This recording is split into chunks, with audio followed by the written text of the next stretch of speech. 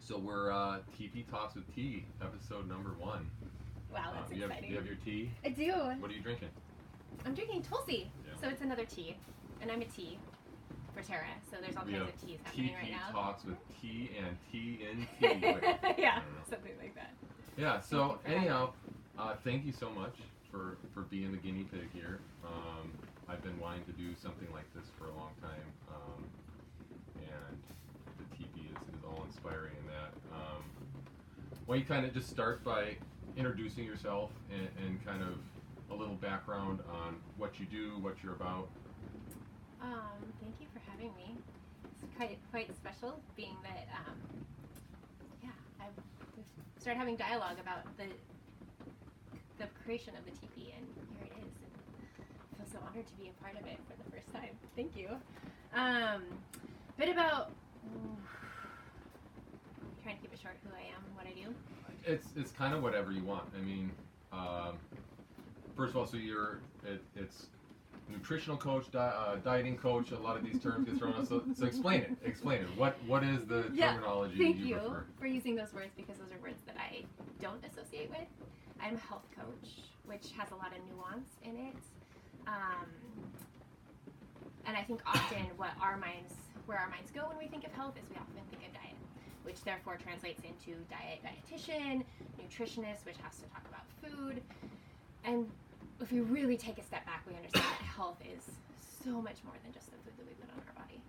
It's our relationships, it's the quality of sleep we have, it's the service that we provide to the world, it's our connection to something greater than ourselves, and so on and so forth. And so that's the health I'm talking about. So I don't typically talk about food with my clients.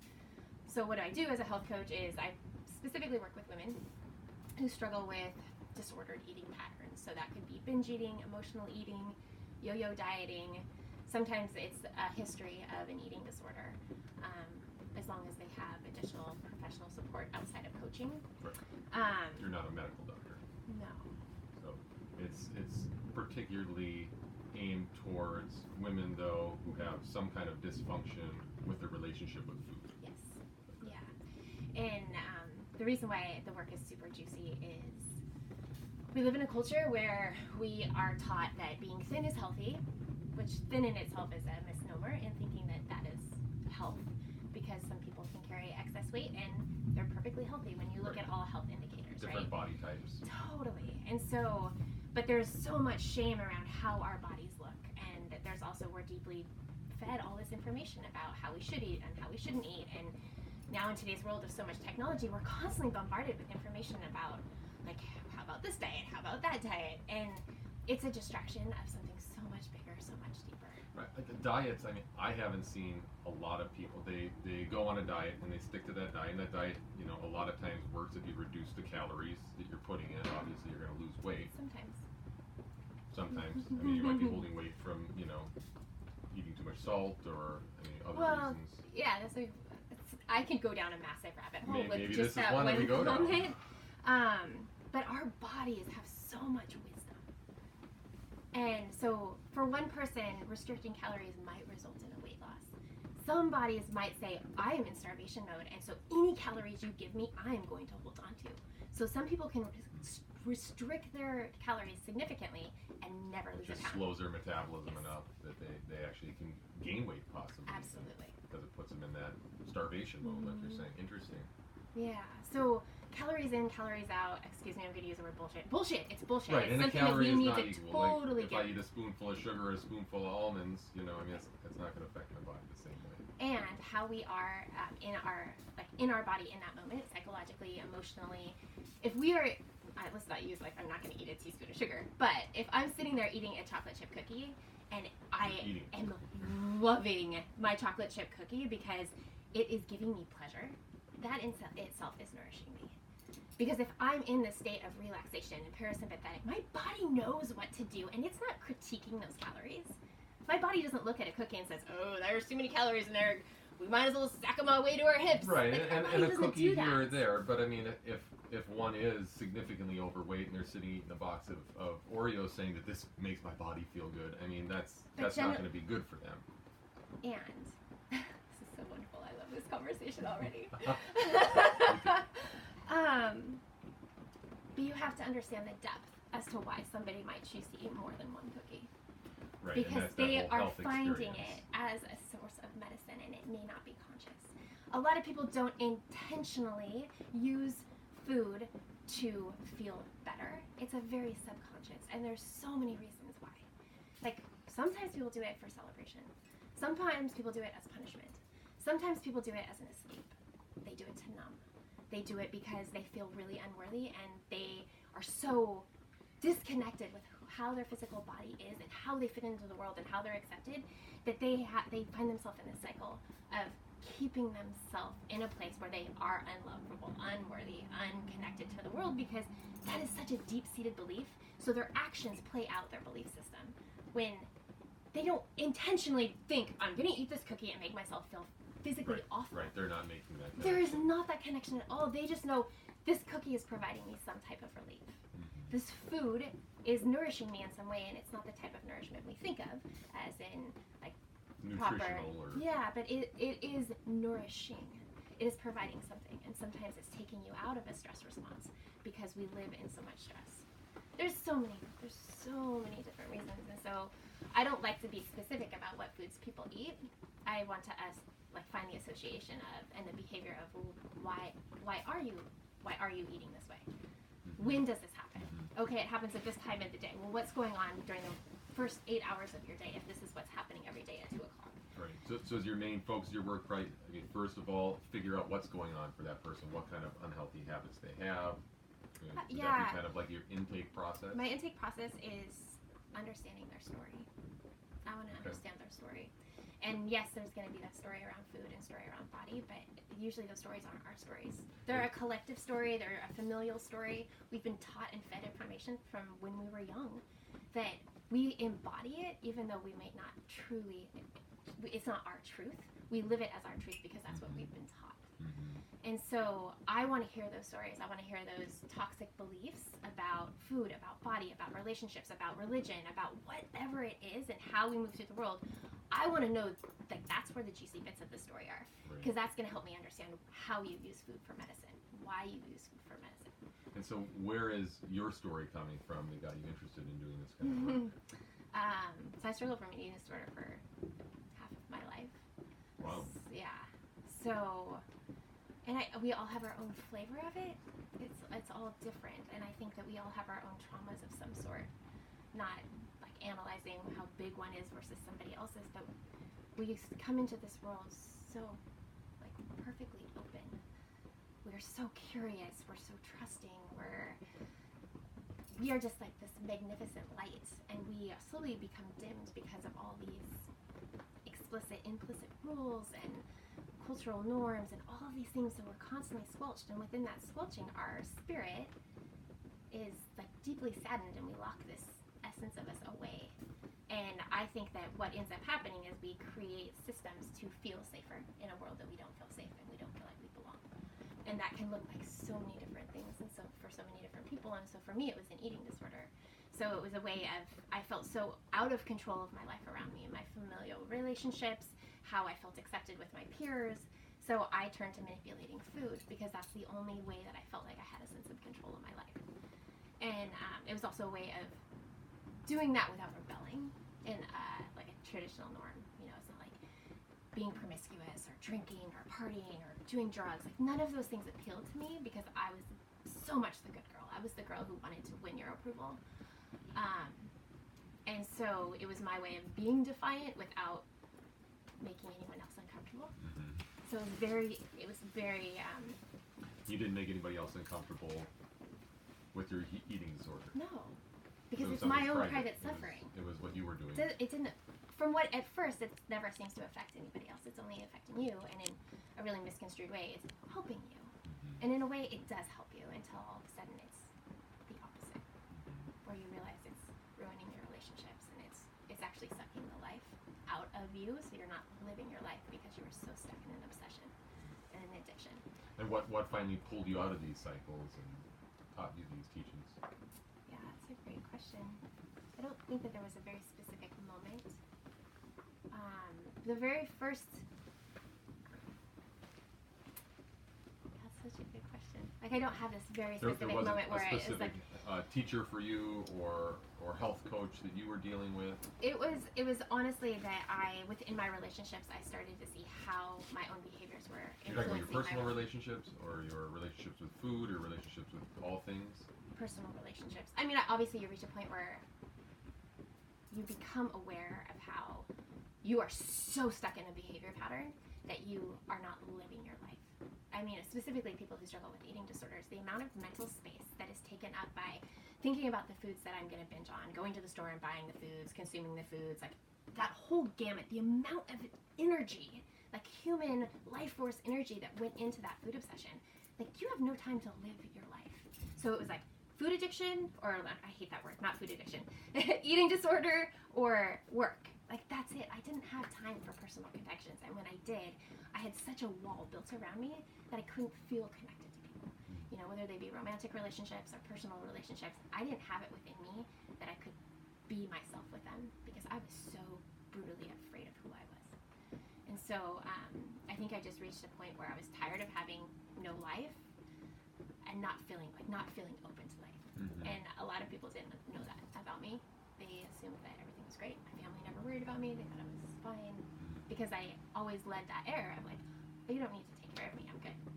So was there a point that you came out to friends and family as I have an eating disorder, I've been struggling Over with and these over things? again. Like I started when I was in college, and it's just tough because in that point when you need support, if you don't have a support system to land on, you're just gonna like rebound right back into what you know and what's safe. And that's what happened to me. Is I would reach out and I would just rebound back to my safety of my eating disorder because most people don't know how to hold space when somebody's that vulnerable, and people don't know how to. We have this desire to help. Like I want to take away your pain. I'm gonna make this better. And then there's also the oh shit, this is so outside of my realm. I have no idea what to do right That's now. where I was kind of going with the weren't making anybody uncomfortable with your eating disorder. When you openly have an eating disorder and you're talking about it and you're dealing with it in front of people, it can make people uncomfortable. Yes, absolutely. But I found, so I would put it out there and they wouldn't quite know what to do with it, and so I would come back and I'd work with therapists, and I was like, no, I never found something that worked in that essence, and so continued, graduated from college. I was in college for 7 years, so like, this is going on for a long time of me being like, let's get out of this, I can't find my way out. Let's get out of this, I can't find my way out. And at one point I was dating somebody, and he had said one of his dear friends was also an addict. I consider myself an addict.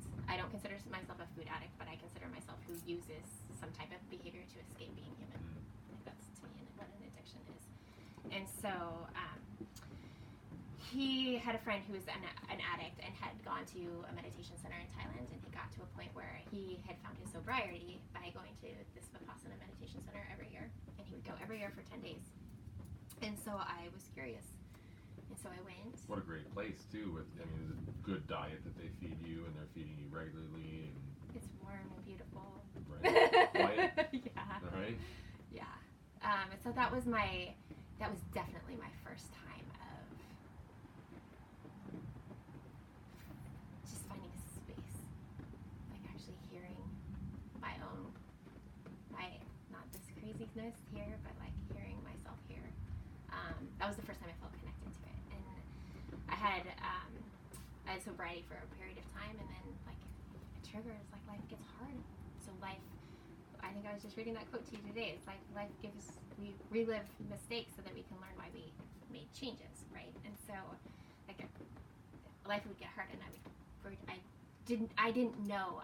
That's the one thing that Vipassana was a wonderful training to be able to witness the mind and get into our bodies, but it didn't directly help me understand that when life gets hard, that I want to run, and this is how I run. And it didn't necessarily. I needed a little bit more cognitive connection of, okay, yeah, I'm sad, I'm angry, anger is a huge one for me. I'm disappointed. I have these emotions in my body, and I'm okay with them. Like that is something that Vipassana teaches you. But I didn't have a deep enough connection into how to carry that when I'm in a real life situation. It's one thing when you're in this beautiful retreat center without any other distractions, and life is like this perfect, yummy little bubble. That's not reality most of the time. If that's how you see Vipassana meditation, we didn't go to the same place. because mine was hell. I mean, it was very difficult. It was not a sparkly place, at least the first couple times. Yeah. So what specific behaviors were associated with your eating disorder? Can you be more specific with your question? I mean, was it binge eating? Was it? I was bulimic. Bulimic. Yeah. So throwing up. Yeah. Eating and So throwing up. it's interesting to me. The interesting part about that particular eating disorder is that there's the binging. So it's this desire to, like, for me, it was numbing, drowning, like suppressing. Like, I have all these emotions and I don't know how to deal with them. So I'm finding a way to like stuff them down, right? Okay. But then to add on to this other layer of like upheaval, right? And I personally think that upheaval part is the fact that I have never felt that people wanted to hear what I had to say. And so this was my own way of like moving that external energy. So it's not my voice per se, but it's like, yeah, it's just this projection. Mm-hmm. And that's to me, I think, kind of why those two behaviors existed. And it's also, it creates a lot of sadness for me because it's both. It's understanding like I was doing this because that's the best that I knew how to take care of myself, which is sad. At the same time, but there's also this sadness of like I have this vessel and I was being so harmful to it. Yeah. And so, I mean, you're saying it's two process. You're first of all, you're binge eating, and then you're throwing up. And so you go back to that. So you'd come out of that, and there would be a period where you just wouldn't do those behaviors, and then life would get hard, life would get stressful, whatever. Oh, I'm going to go out and fill this void, and then projectile out this energy that I need to get rid of. Yeah. Okay. Totally. And so you say you call yourself an addict. So how long have you been sober for right now? I don't know that I could ever say that I'm sober. And this is my own personal, because I think that I might not choose to act in behaviors that I would associate with my eating disorder, but I still act out in behaviors that I know aren't. They're not the best behaviors. So last fall at this time, I had a wonderful dance with depression, and depression and I are like, we're friendly. We occasionally come back together again and again. And last fall was a really, really, really, really, really deep, dark place that I fell into. And sure, I didn't fall into my eating disorder patterns, but let me tell you, I watched a hell of a lot of episodes of Grey's Anatomy. Just kind of binge watching, yes, right? Exactly. Right.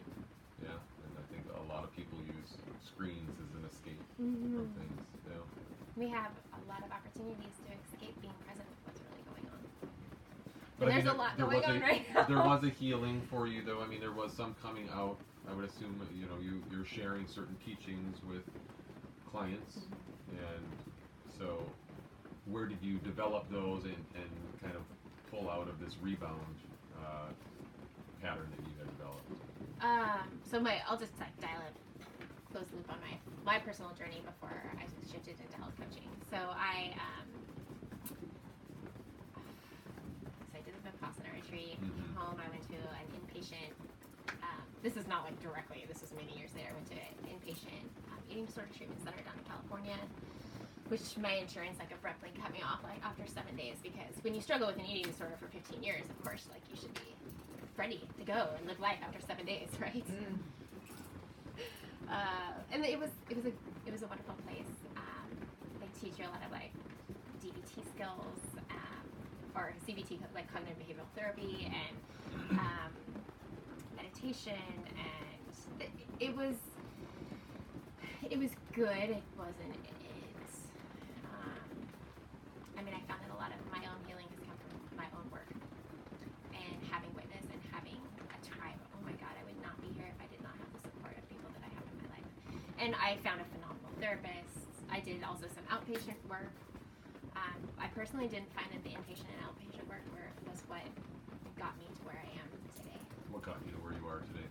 An amazing therapist and a tribe of people, my willingness to constantly not give up. Every time that it's hard, like remembering that it's hard. It feels hard because it is hard. And the only way out is through, right? And so just like never giving up. Even when I feel like I'm moving backwards, like constantly being like, this is exactly where I need to be. And if I need to be moving backwards to be able to move forward, then I guess that this is exactly where I need to be. And that desire to never give up and know that I want my life so badly rather than losing out on my life because I'm consumed by an eating disorder.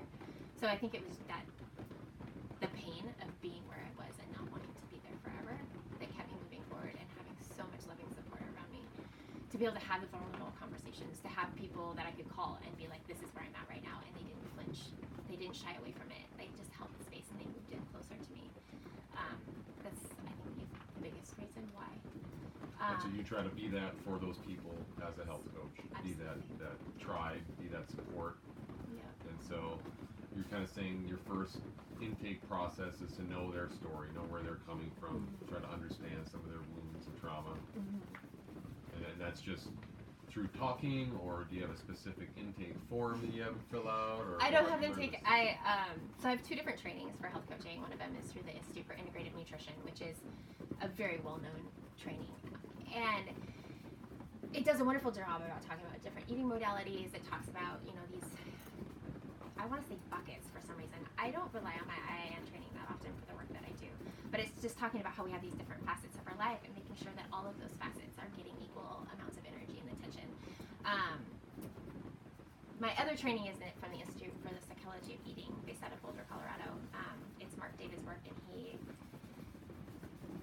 he, in my opinion, is he's done some really groundbreaking work in this field, and it's, to me, really powerful that it's coming from a man. Being that, I'm not saying that men don't struggle with this, but I think that it's definitely something that more women can relate to than more men can relate to. But his training is more, it says psychology, so it's understanding how deeply our mind is a part of how we live. But he has very deep spiritual teachings in his way of working with your clients, and that is what resonated with me, because that is what has always helped me move through this. So my intake form is very loose. I do have a series of questions that I try to reference back to when I'm doing an intake, but I really just want it to naturally flow. I don't have a set program. I'm not like, okay, week 1 we're talking about this, and week 2 we're talking about this. I really want it to be organic, because I think chances are we'll end up talking about similar subjects with each one of my clients, but we might get there in a very different time frame. We sit, we talk. Our sessions are usually sitting and talking. So verbal dialogue, you're talking to someone, asking questions, or is it just kind of conversation? A lot of times I just give them a mic and let them roll with it, and then I'll occasionally bring them back to something that I feel is worth them really acknowledging and stepping into or reflecting on, and then we do homework. I'll send them homework. That homework can be anything to journaling, to having conversations with people that they have been avoiding having conversations with, or saying no and creating better boundaries. Just self-dialogue. I mean, ultimately the work that we come down to is establishing a relationship to self, because we aren't taught how to have a positive relationship with self. So that's a lot of the work that I do, is creating that connection of compassion for oneself, because we understand what it's like to be kind to somebody, but usually the dialogue we have with ourselves is not so kind. The things we say to ourselves are not things we would ever say to another living being, and so that's the work that I find is really powerful. The self-talk. Yeah. And so, is there a particular goal, or is there weight goals, or do you discuss those kind of things? Do you really think? I'm just saying. No. Is there a point where they get to that they're like, okay, yep, I've gotten what I needed out of this, and we go down to talking once a month or once every 6 months, okay. Or is there a graduation of a program? You say that it's not regimented. You're kind of just working on that connection with self. So is there a point that it can be measured when it would be established? I'm so torn right now because I really want to talk about something that you said. I know. I did that on purpose. Because I knew that would the weight number. I knew that would trigger with you. Hold that, because I really want to return to that. Okay. But going to the basics of what I do, I generally like to meet with at least 12 times, so 12 sessions. At first, it's generally every week until maybe meeting 6 or 8, and then a lot of times my clients reach a place where they're like, I more space to integrate this work and to not rely on your accountability and really like do my work on my own so that I can come back and be willing to like take the next step forward. So we generally meet over 12 sessions over 4 months is probably the most common. And a lot of times people get to a point where they're like, okay, this is my life. I'm going to see how I can take what we've learned and what we've worked on together and move forward with it. And I have some clients who come back who continue to work for over 6 months. I think as always, it's not really ever graduating. I think as long as we're living, we're always changing. We're always like shedding the layers of the onion and getting deeper and deeper into our own suffering. And so it's just a matter of, I think a lot of what it comes out of the work that I do for people is that they have finally found a container to feel into what they've been afraid to feel into and start to relate to self in a way that they hadn't before. And so once they feel confident in that, they're able to continue to do their work without necessarily having a coach. And maybe they find other communities of people that support them or therapists or whatnot. So yeah, let's talk about goals and weights, shall we? Right, I mean, so what kind of person comes to you? Someone comes to you, they say, you know, I have a specific weight goal, like, and I'm not reaching it, you know, and I've tried all these diets, and I look at myself in the mirror and I am not happy with what I see. Or I look at the scale and I'm not happy with the number that comes back at. It's often, that's often the goal that people have when they come to see me is they want to, it depends, but a lot of times is I'm not happy with how my body is. I'm not happy with my weight, or I'm not happy with my relationship with food. It's those three are like by far the headlines of why people come to see me. And then my next question is like, and what if you never lost weight? Because I think that so much about what we're taught is that we have to wait until we have this thing before we can start living our lives.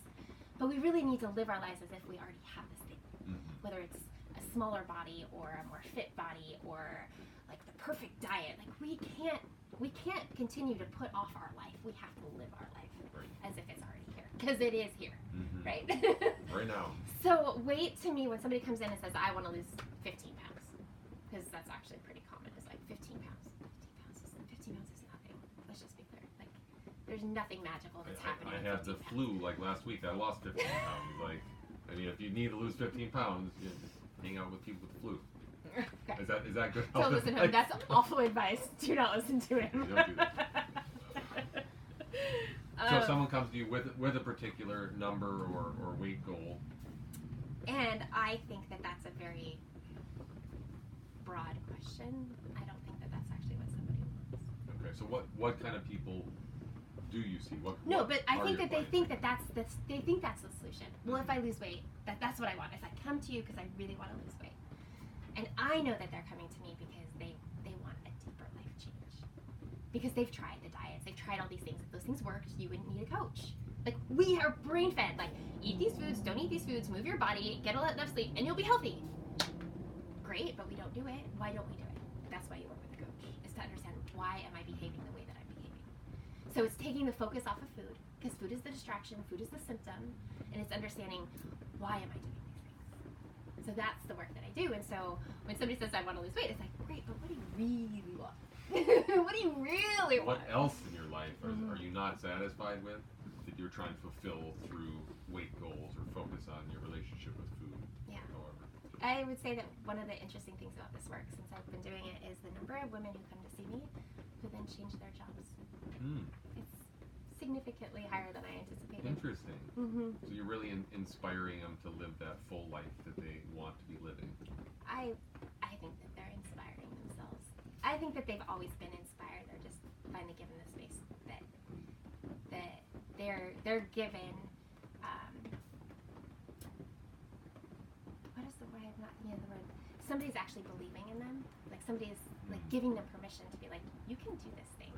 We're generally we need that external validation for some reason. We need somebody else to tell us it's okay to do what we want to do. It feels good. It feels like, you know, we have support. Having support is a lot of things get done. Yeah. So you say you only work with women. You don't work with men. So men with the eating disorder, I mean, do you have references for them? That's a great question. I don't. Okay. Yeah. I mean, what I would do in that situation, I feel that most people who come to my website or seek me out, it's very quickly evident that I work with women. I don't know. I've never had somebody ask. Okay. I would just I'd reach out to the resources that I haven't asked them for potential references, but I don't know any off the top of my head. So you're not even willing to talk to them. If a man reaches out to you, blog. No, I'm kidding. I mean, I would just suggest that they find somebody else. And the reason that I say this is, and I've had this question asked to me a lot, well, why don't you work with men? This is not just a feminine issue. Right. And I absolutely agree. But I also believe that we live in a time where we don't have mentors. We don't have strong figures of our same gender association that are calling us forward. And I think that it's really powerful when we have, like, for us women, to have a woman who's able to be a role model for us, who's that mentorship. And I think that as men, especially, it's something that's really gapping. Because women, I think, generally, we really gravitate towards each other. There's a lot, I mean, there's some friction there. I'm not going to disown that. But we naturally want to come together and share our living experience and our stories. But men, there's so much more that's in between men being able to connect with men, that for a man to have those conversations, to go deep, to be vulnerable, I think is far more healing than for a man to have those conversations with a woman. And I'm being very general in that. I think that there are plenty of men who have maybe wounds around the feminine, and working with a woman would potentially be very healing for them. That's just my choice. Yeah. And is that across the board? Do you work with women only, or is that just in that particular practice? I mean, would you be willing to do a workshop and open it up to all genders, where you're just kind of? So I feel like you have a lot of wonderful information to share, and this whole inspiring people to live their full selves and live the lives that they're waiting for something else to happen before they start living is inspiring to all, and all can benefit from. I've never thought about it. I'm still relatively new to my work, and so How long have you been doing it? 3 years. 3. Yeah. Okay. So I would much rather feel, because I learn from my clients. Like, my clients just don't learn from me, I learn from them. And so I am still gathering so much information from them that's helping me curate content, especially for workshops and things like that. And so I'm not ready. I love the idea, but I'm not ready to do that.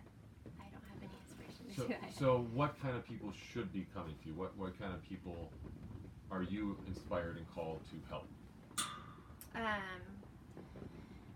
People who are very aware that the standard of eat less, exercise more just is a bunch of bullshit and it's not working, and are tired of losing out on life because of food obsession, like the mental space that's taken up by thinking about food, or berating the body or berating self. They're the people who are aware enough that it's like, okay, food isn't the problem. Like, I'm told that it's the problem, but I'm at this precipice. Precipice. There we go, precipice. Yeah, I'm at this precipice, but it's like I actually am starting to think that that's not the case. It's something different than what I'm being told. Those to me are like the perfect people to work with. They're women who are willing to dive deep, because that's what happens. Is like all of a sudden you've crossed over that fulcrum and you're gonna fall into this world of unknown, and it's really scary. But that's where all the good work is. That's where all the juiciness is in that darkness. Yeah. And so if someone wants to find you, how do they get a hold of you? How do they learn more about what you do? And my website is the best. What's your website? Soulfulmed.com. So the name of my company is Soulful Medicine. Soulfulmed.com. Yeah. That's SOULMED. No? SOULFULMED. So soulful. I missed the full. Yeah. That's okay. Soulful Medicine. Soulfulmed.com. Soulful Medicine is the name of the company, and you provide that jump for people into their best selves. Yeah, just giving a little bit of love. We all need a little bit more love. For sure. Yeah. Anything else you want to talk about? Anything else that you feel relevant to your cause, or? I think what's coming up for me right now is I wasn't anticipating this, but I think that we live in a culture where it's very quick to judge somebody by their physical appearance, and I would invite you to understand that we don't know someone's story, we don't know someone's struggle, we have no idea how much pain they are in. And I think we're just very quick to look at someone and make judgments about someone's body and not acknowledging the spirit that resides within them. And generally, a spirit that's residing in a body that is against the norm most likely has a tremendous amount of suffering. And that person needs so much love and compassion. They don't need to be criticized. They don't need to be bullied. They need more love. We all need more love. So, unless I'm like kind of teary. I just invite people to remember every time you see a human and you find that critic that is not ours, it's bullshit that has been fed to us from the ethers, that is not love. Like, if you start sensing that you're judging someone or you make this like knee-jerk assumption about somebody, like, see if you can catch yourself and take a breath and be like, we deserve all love. Like, this person, like, we all need love. We don't need to be beat down anymore, because we're just going to make the world a better place if we can, like, bolster people up. For sure. So. For sure, and it's very true what you're saying. That hurt people. Mm-hmm. It's people that have suffered a lot, that have a lot of problems, and lash out at the world and in different ways, and they're the ones that do need the most love. So, like that. Yeah. Thank you for having me. Thank you so much. I didn't drink very much tea. I obviously was doing a lot of talking. Yeah, I drank all mine, but I'll take a sip of this Schwag Bottom. It's mint. It's still good. Mm-hmm.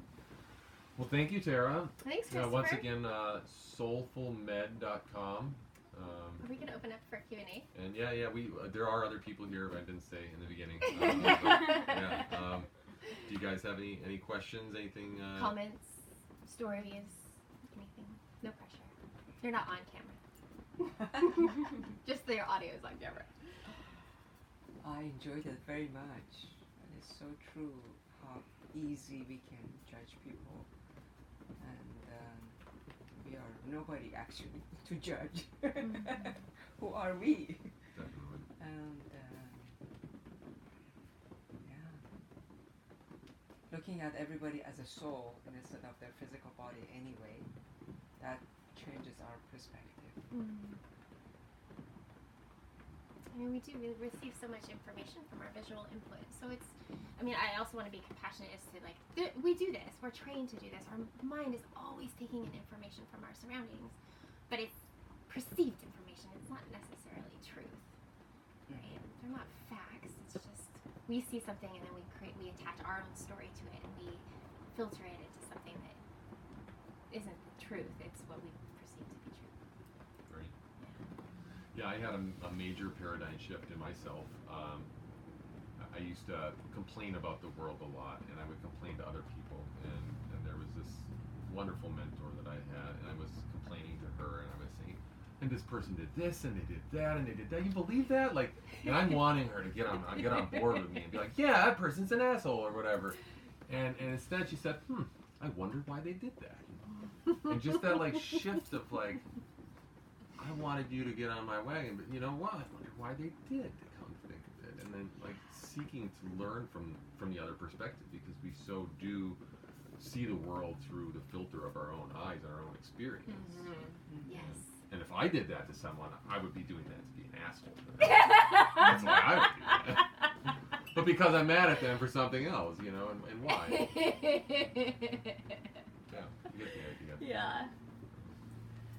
Well, I'm so grateful that you shared your story with us, and that was really beautiful. So, being in the medical field, I see kind of how a lot of these patients are treated.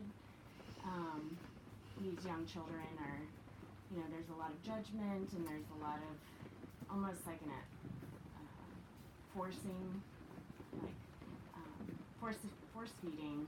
If it's someone that suffers from anorexia, it's putting a tube down their throat and it's just it's heart-wrenching to watch. That's what they do for anorexia as a treatment. Yeah. There's a tube down their throat and like a feeding tube. If it's super if severe. If it's very severe. Yeah. But if it's someone that's not very sick and they come in and are seeking help, there is a lot of judgment and there's a lot of misunderstanding around it.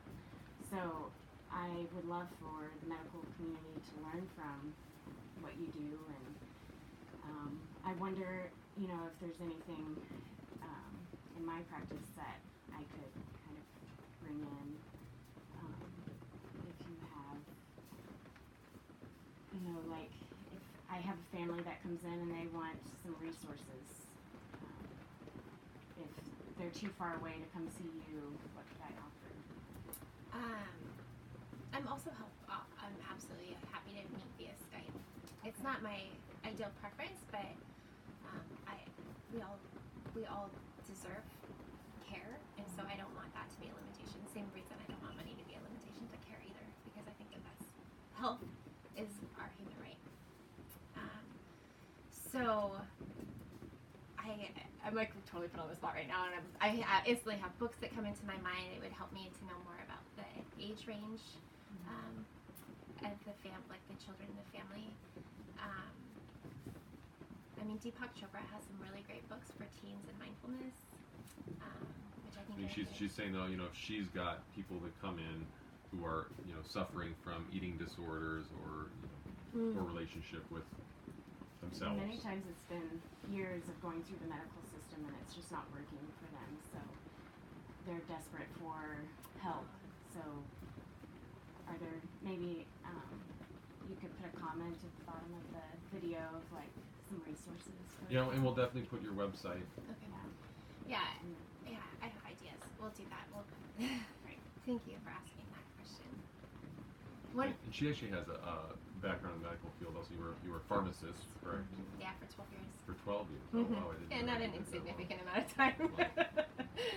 Yeah, I left that field because for me, I felt like I was inhibiting people from being healthy, because there's a system, like it's called a healthcare system, and there are rules and regulations and what you must follow, and I fell out of the system. Like my belief system fell out of that system, and so I couldn't continue to practice. Was that part of you kind of going for that higher calling? Definitely. Because I think that what my personal opinion about the medical profession right now, the traditional medical system, is that we treat people as if they are a disease. We treat people as if they're broken. We treat people as if it's their problem and it's their fault. That is not I'm empowering. sure Lauren doesn't entirely agree with it being in the medical field, but I This don't think is we my can say personal. all of No, the this is medical my field. personal. This is my personal opinion. Like I'm not projecting onto her. Like No, this no, is I mine. know, but I mean there are good doctors out there. There's good healthcare providers Can I that finish? don't just look at that. I think aspect. so. She's talking about the culture of medicine. Yes. Yeah. Yes. I'm like. Yeah. I in no way am picking apart any. Like I'm not pointing fingers. I'm not doing anything. I'm just saying blanket statement of the like modern medicine, Right. like Western medicine, is we don't look at the individual. We don't look at the spirit at all. We don't look at the fact that there is this human soul inside of a body. We don't look at it. We look at a disease. We diagnose a disease, and we say it's a problem. We say it's a person's fault. We say these things, but we don't actually like surround them with love and support, and we don't ask them why. We don't ask the deep questions. Is to like, you are sick. Your disease is a dis-ease. There's a lack of ease in your body. Why is there a lack of ease in your body? Why is your body creating this illness? It is for a reason. It's to get our attention. Wake the fuck up. But our medical system is not trained to say, why are you sick? We don't ask why. We diagnose and we label it and we treat it. We slap a band-aid on the problem, which doesn't resolve the problem. The problem is still there. It's festering, and it's just going to grow and get worse and manifest into all these different things. We have to be willing to like go to the root of it and say, why is this here? Because I care. We're not given the training in the medical field. We're not given the time, because we have to see so many patients in a particular amount of. There's so many parts about the medical system that are just broken. Yeah. So that's my own personal like. Interesting. That's why. I feel like you'd be saying like, no, I go to the soul of that person and I look at that person And maybe deeply some practitioners do, but there's parts, unless you work for yourself. If you work in a clinic, there are rules for how much time you can spend with your patient. Yeah. It doesn't encourage you to get at the root, like the medical system. just treating those symptoms. It encourages you to get, put a band-aid on the problem, get them out. Yeah. So, As fast as possible. Yeah. Because there's the next person who's in the waiting room. And we wonder why people don't get well. Because we aren't by their sides helping them get well. we're not teaching them that they actually have it within themselves to be well. We teach them that the only way they can be well is by reaching outside of themselves. And that's what, as a coach, I try to do, is like keep bringing it back to who they are, because that we know, our knowing is here. We just have to learn to listen to it again. Yeah. And do you have any ideas, working in the healthcare field, of how to bring that kind of medicine to the people? I think just inspiring other people in the medical field, having these kind of beacons of light within that inspire people around them. So kind of changing the culture slowly, kind of one person at a time, treating people in a different way, treating their patients in a different way, inspiring people around them, and it can spread. The thing is that the system is broken. It is. So, and it needs more different foundation. Really, it comes from the spiritual foundation, which is totally lacking Yes. in every system in this society. Yeah. So it starts from that organic process.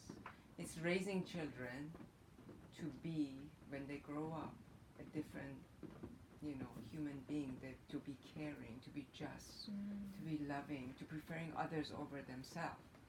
So when we have a new generation, then the society would change.